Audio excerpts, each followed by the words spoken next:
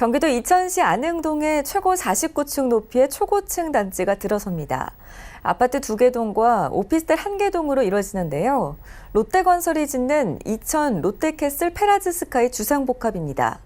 단지 옆에 지난해 말 입주한 롯데캐슬 골드스카이 주상복합과 함께 브랜드타운을 형성하게 됩니다. 이천에 초고층 브랜드타운이 형성된다는 소식에 지난 5일 문을 연 모델하우스엔 2만 명이 넘는 관람객이 다녀갔습니다.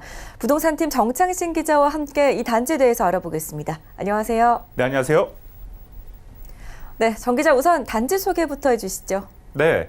자, 제 뒤로 단지 조감도가 나오고 있는데요. 자, 이천 롯데캐슬 페라즈스카이 단지 조감도입니다.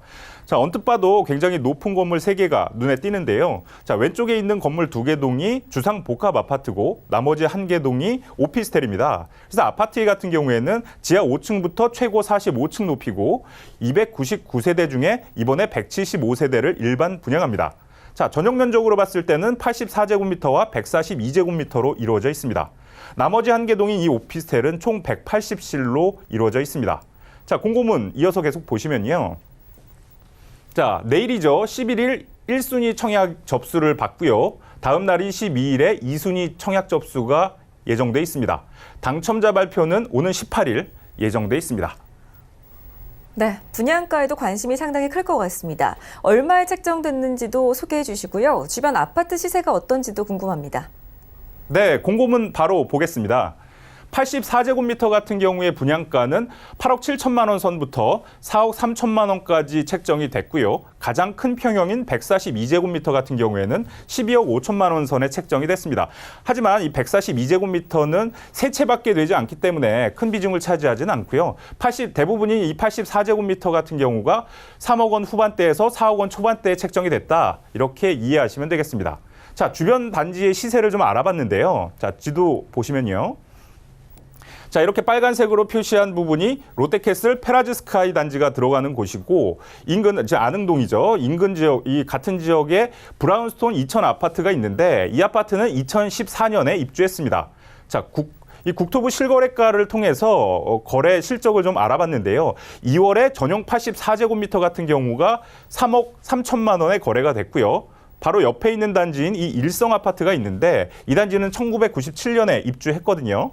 자, 국토부 실거래가에서 거래 실적을 좀 알아봤더니 마찬가지로 전용 84제곱미터 같은 경우가 6월에 2억 1천만 원에 거래가 됐습니다. 그러니까 아까 이 페라즈스카이 단지가 3억 원 후반대에서 4억 원 초반대로 분양가가 책정됐다라고 말씀을 드렸으니까 지금 시세와는 조금 차이가 있다. 이렇게 말씀드릴 수가 있습니다. 네, 인근 단지 시세보다는 다소 높게 분양가가 책정이 된 것 같습니다. 새 아파트인데다가 초고층 프리미엄이 붙었다고 봐야겠죠? 공고문에서 알아둬야 할 점은 뭘까요? 네, 공고문 이어서 보시면요. 자, 우선 건물 간 골바람의 영향으로 풍소음이 발생할 수 있다라고 명시하고 있습니다. 자, 아까 말씀드렸다시피 초고층 건물 3개 동이 있다 보니까 이 건물과 건물 사이에 바람이 좀 심하게 불 수 있거든요. 이로 인해서 바람 소리가 좀 심하게 날 수 있다라는 점을 경고하고 있는 거고요. 자, 다음 보시면 이 고층 건물이기 때문에 이 연돌 현상이 발생을 하고 이로 인해서 문을 열고 닫는데 문제가 생길 수 있다라고 명시하고 있습니다. 따라서 입주자는 이런 연돌 현상 방지를 위해서 이 창호나 이 도, 그러니까 문이죠. 이 관리를 좀 할 필요가 있다라고 명시를 해놨는데, 자, 이 연돌 현상이 뭐냐면 이 건축물의 내부와 외부의 온도 차이로 인해서 바람이 흐르는 것을 이 연돌 현상, 그러니까 다시 말하면 굴뚝 현상이라고 표현하는데요. 자, 다시 말하면 이 초고층 건물처럼 이런 수직 건축물은 이 내부 온도와 외부 온도에 따라서 바람의 방향이 아래에서 위로 흐르든 위에서 아래로 흐르든 이런 현상들이 나타나게 됩니다. 그런데 내부 온도가 외부 온도보다 높을 경우에는 바람의 방향이 아래에서 위로 흐르거든요. 그러다 보면 이 초고층 건물에서의 고층일수록 바람이 더 심하게 불기 때문에 문을 열고 닫는데 좀 불편할 수도 있겠고 바람이 세게 불다 보니 바람 소리가 심해질 수 있다라는 얘기입니다. 자, 이어서 공고문 좀 보시면요. 자, 항공등에 의해서 일부 세대는 이 빛공해의 영향을 받을 수 있다.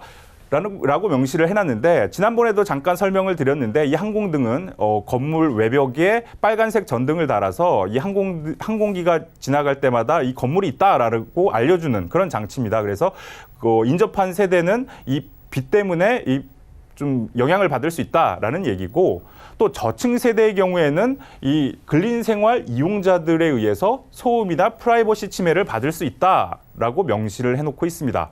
자, 이게 무슨 말이냐면 이 단지는 아까 주상 복합 아파트라고 설명을 드렸는데 1층부터 한 4층까지는 상가가 들어가거든요. 그러니까 이런 상가들을 이용하는 사람들 때문에 뭐 저층, 그러니까 여기서는 이제 5층 정도가 되겠죠. 이 5층부터 입주하는 분들은 이 상가 이용자들에 의해서 소음이나 뭐 사생활 침해를 좀 받을 수 있다라는 점을 안내하고 있는 거고요. 또 27층의 경우에는 이 기계실이 들어가고 또 피난 안전구역이 설치된다라고 명시되어 있습니다.